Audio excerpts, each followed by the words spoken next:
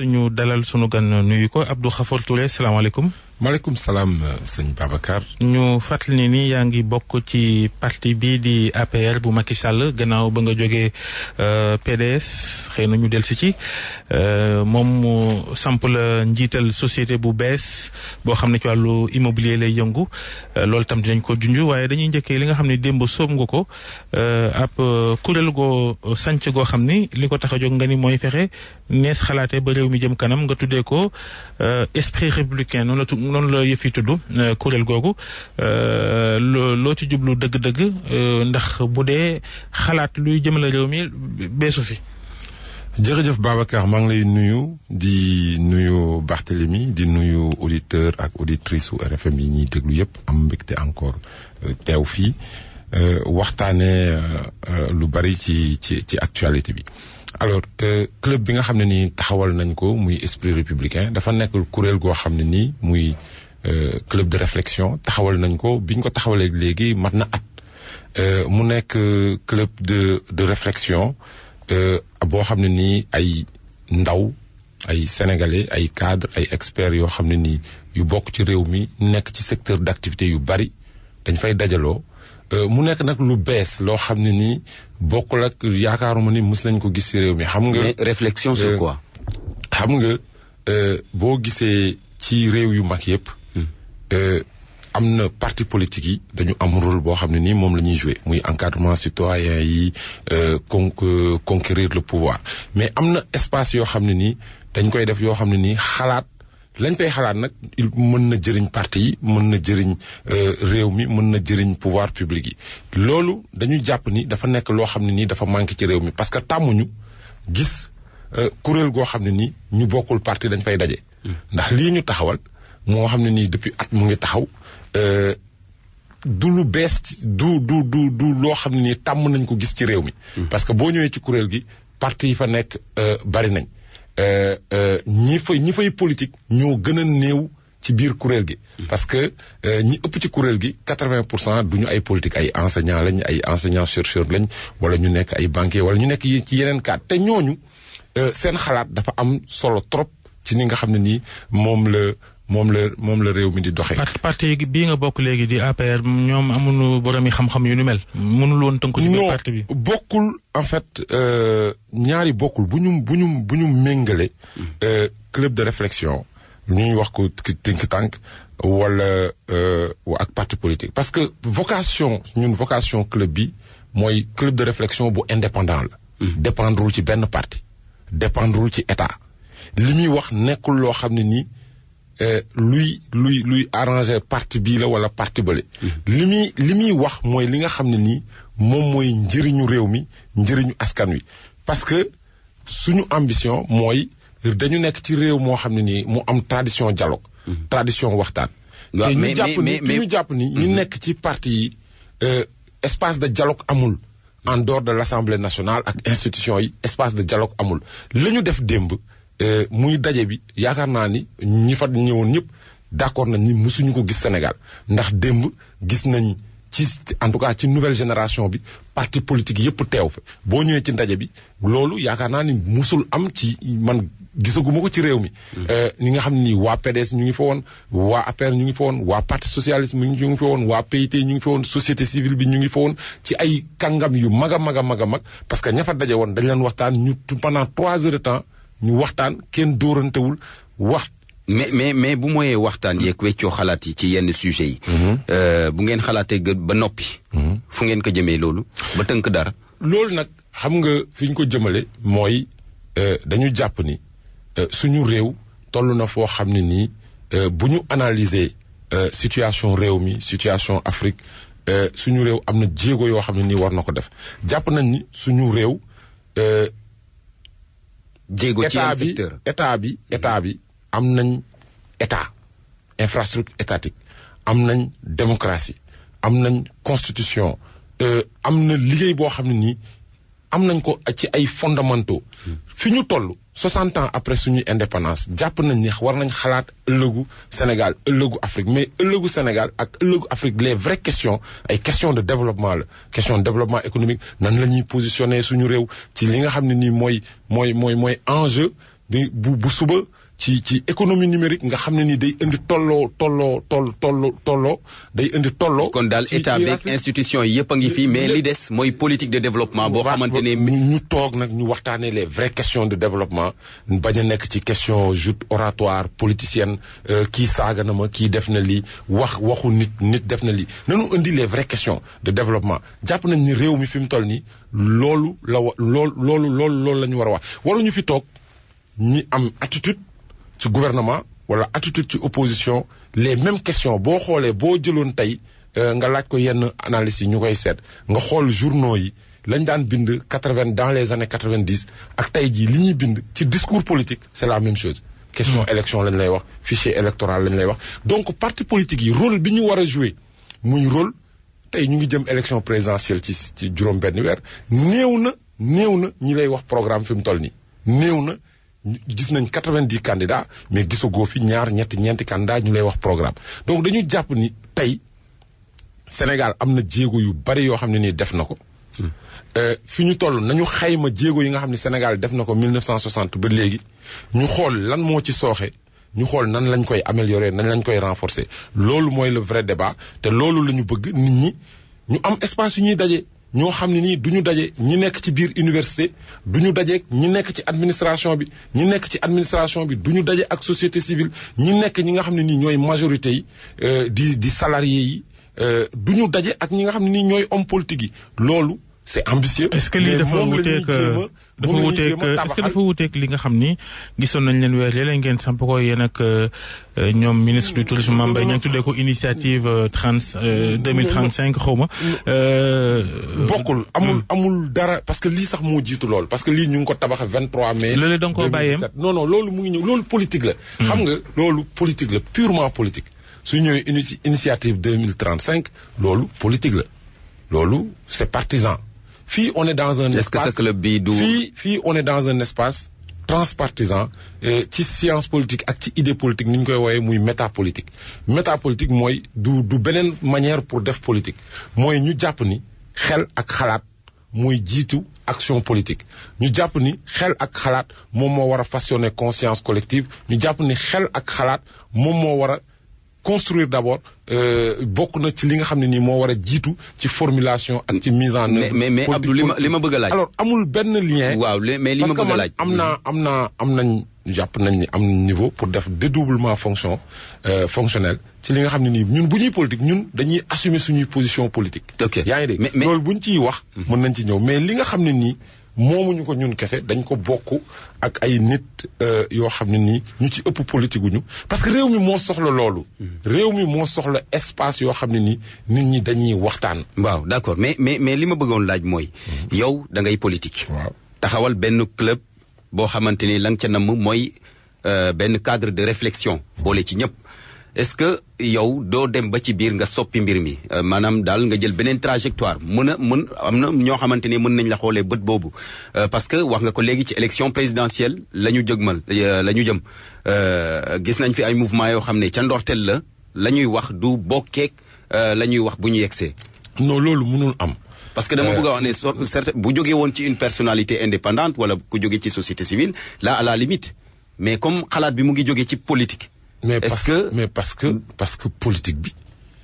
man nitu xalaat la. bu doon am na ñeneen mënoon nañ ko xalaat soo demee Europe nga dem Amérique nga dem en Grande-Bretagne y a des hommes politiques yoo xam ne nii ñoom ñoo inspiré naissance su ay club de réflexion moom homme politique mën na nekk fondateur bi mais nekkul au service exclusif d'une cause politique ou politicienne. soo demee xam nga think tank yi bu ñu defee histoire bi am na think tank dañuy am souvent seen idéologie mun nañu adossé wu ci benn idéologie wala benn parti soo demee France fondation muy Jean Jaurès muy Institut Montaigne muy yeneen ak yeneen derrière am na ñii socialiste lañ ñii ay think tank libéral lañ mais dañuy nekk kuréel yoo xam ne nii la ñuy xalaat parti yi fa la ñuy ñëw di tibbee xalaat sànq yaa ngi tudd ñu ca bokk mais ça n'a absolument rien à voir. sànq yaa ngi tudd Abdou Khafor Touré ay parti yoo xam ni bokk leen gis-gis waaye bokk nañ ci club bi nga sanc ba tuddale ci PDS yaa ngi leen di tooñ de koo bàyyi kay bàyyi nga ko rek. non tooñ ma leen. non xam nga yow moom yaa ma bëgg a tooñ mais xam nga PDS ci réew mi la bokk ñi ci bokk ci réew mi lañ bokk. jàpp nañ ni. bokk leen gis-gis ba nga génn ca nga leen di boole ci xam nga bokk gis-gis. bokk gis-gis day wuute ci loolu d'ailleurs mooy philosophie club bi mooy ñoo xam ne nii du ñu daje wala bokkuñu gis-gis ci yoonu politique ñu mën a daje ci cadre boo xam ne nii mën nañ ne nañu waxtaanee réew mi te démb wane nañ ni loolu mën na nekk ci réew mi parce que démb boo gisee waa société civile bi wala waa parti opposition yi wala waa parti pouvoir yi ñëpp mën a toog waxtaan bu sain ñu ne fii ñëpp dañuy accepter jëndee seen manteau politique bu ñuy dugg ci biir salle bi mais am na démb wane nañ ni mën nañ ko ministre de la justice moom moo présider séance bi mais démb intervention ba nga xam ne nii def na ko fa mais intervention professeur université la c'est exercice bu xawoon metti la nga xam ne ni dafay ñëw génnee manteau ministre bi muy dugg ci salle bi wax li nga xam ne nii développement professeur université je pense que loolu am na solo lu bees la ci réew mi c'est ambitieux mais amuñu benn prétention mais suñu ambition mooy ñu dul daje ñuy daje. ñu dul waxtaan ñuy waxtaan. laata lii nga sumb démb leneen loo xam ne soxal na la te jiitu réew mi dogal ko mooy société bu bees boobu nga xam ni sanc na ko daal la koy dénk di société boo xam ni ñu ngi ko tuddee naka mooti sax. compagnie générale immobilière du Sahel. Macky Sall fa la ko société bu bees nga nekk directeur général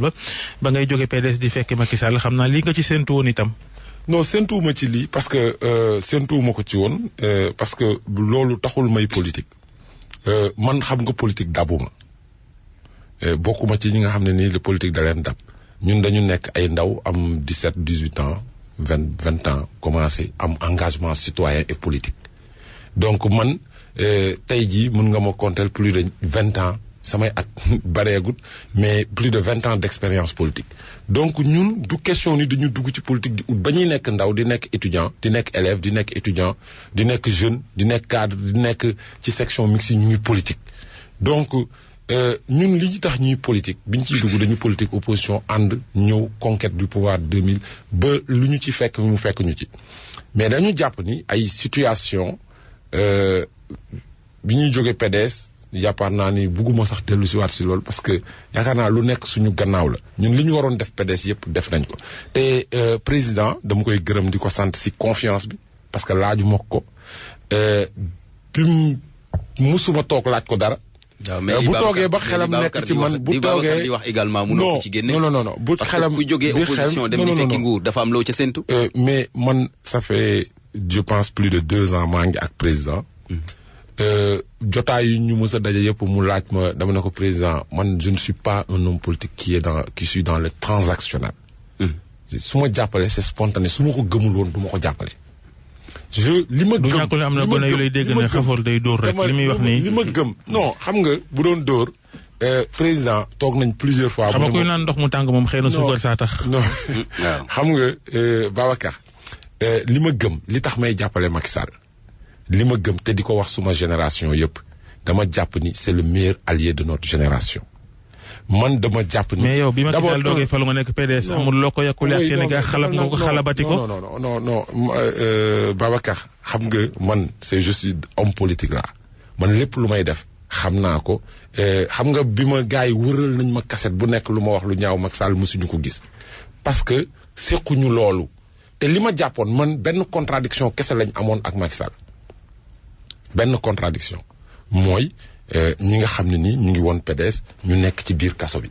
et man depuis bokk naa ci boo demee laaj PDS depuis 2013 ñi ko posé à l'intérieur du PDS la question de l'alliance stratégique ak APR parce que dama jàpp cohérence idéologique dafa am ak cohérence programmatique dafa am bi ñu ñëwee opposition ñun dañu def ñoo njëkk a def assise u PDS ne nañu tëggaat texte PDS nañu tëggaat programme bi ne daal di ne lan mooy stratégie PDS est-ce que conquête directe du pouvoir la est-ce que conquête progressive du pouvoir la mais bi ñu posé débat bi ñu xam ni parti bi yoon bii mu jël c'est pas la bonne voie yoon bu jëm ci mur bi la ñu ne leen mais bu dee conquête bu nee amuñu moyen conquête directe du pouvoir nanuñu xool naka la ñuy tabaxee une alliance stratégique libérale avec le président Sall ñu aidé ko mu enjambé 2019. loolu de xel xalaatu ko du ngeen am lay Wade mu ak ni mu taxawee ak Karim Wade li mu daj ci Macky Sall ngeen bëgg a taxaw ne ak lëkkaloo.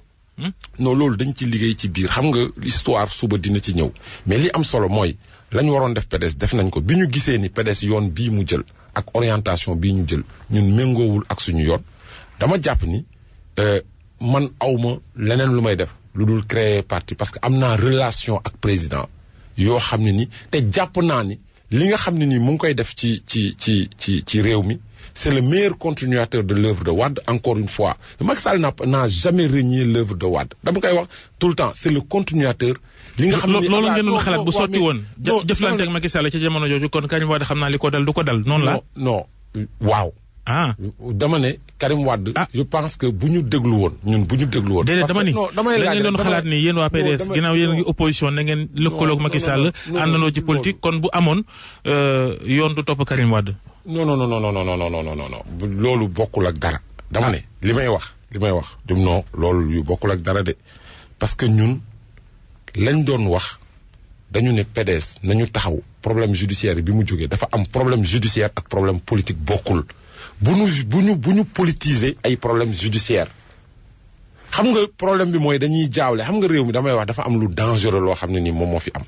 bu dee képp kuy homme politique boo amee problème rek avec la justice ñu ne c'est un problème politique c'est une instrumentalisation de la justice loolu mooy ñu ngi indi impunité des hommes politiques te impunité des hommes politiques amul yoon. da nga féete ci affaire APR moo tax. non du question féete xam nga li am solo mooy lan mooy man jàpp naa ni président mu ngi ci yoon bu baax li mu nga xam ne nii mu ngi koy liggéey pour Sénégal baax na Sénégal. programme bu am solo parce que président bi mu ñëwee dafa def synthèse li mu fi fekkoon muy document politique économique et sociale ci synthèse ko ak yoonu yokkute muy plan Sénégal émergent donc lépp loo xam ne nii programme mu ngi fi woon avant Abdoulaye Wade doon ko doxal ñu ngi ko tëxëñ ci li nga xam ne nii mu ngi ci biir PSE bi yokk ko amplifier ko donc à partir de ce moment xam nga lan moo am ci réew mi dama bëgg place bi dama bëgg nguur wala dama bëgg a nekk président ne wala kii na fi jóge bëtam neexuma wala ni muy soloo neexuma est-ce que li xew PDS li xew PDS jamono ji kon bettu la féewaloo gi ma dikki ña ngi fii Karim Wade fële mënuma bett xam nga bërki démb dama dajeek président Madické Niang ci benn dëj mu ne ma yéwende yey ngeen ma parce que 2015 ngeen ñëw sama kër man ñoom Massaly Ablaye Sow Lamine Keita ne ko ñun de ay ndaw lañ ci parti bi mais yoon bii parti bi jël baaxul yow nag sa relation ak Ablaye Wade da nga war a jóg nga dem nga wax ak moom yow da ngeen am responsabilité historique mu wax ñu expliquer ñu ne ko loolu parce que ñoom jàppoon nañ ni situation mën na régler ñu ne leen lii nii lay demee te ñun lii ay la ngeen ko waxoon defu ko. non def na ko mais ñoom ils étaient moom daal li mënuma dugg ci yenn détails yi li am solo mooy ñun lii yëpp xamoon nañ ko dara bettuñu ci te waxoon nañ ko parce que ñoom jàppoon nañ ni suñu yegsee fii danañ leen def candidat xam nga ñun bi ñuy samp Karim Wade candidat de 2015 ñun d'accord ñu woon mais bi ñu jógee taxaw ci biir parti bi ne dañuy bañ congrès bi Souleymane Ndéné Ndiaye ñu ngi koy saaga tey mais Souleymane Ndéné ñun ñoo dem këram dissuadé ko ci conférence de presse bi mu waroon def à 3 jours de la désignation de Karim Wade parce que dañ ne ko Karim Wade mardi lañ koy jugé soo defee lii dafay mel ni am compatiro ak sooram parce que ñun xamoon nañ ni dañ ne non nañu def Karim candidat pour que ñu politiser dossier mais ñun xam nañ PDS nu muy doxee. xamoon nañ ni bu ñu paree dañ naan candidat bi dañ ko tànn démocratiquement dafay continuer donc li xew PDS ñun bettuñu li xew PDS bettuñu xamoon nañ ni nii lay demee mais yoon boo xam ne nii tànn lañ ko ñi ci d'accord nañ fa toog des continuer ci loolu mais ñun ñi nga xam ne nii xam nañ ni yoon bi amul mucc ba def nañ leneen Abdou Khafor Touré ñu nangul ku nekk loolu yéen doog jàmm jërëjëf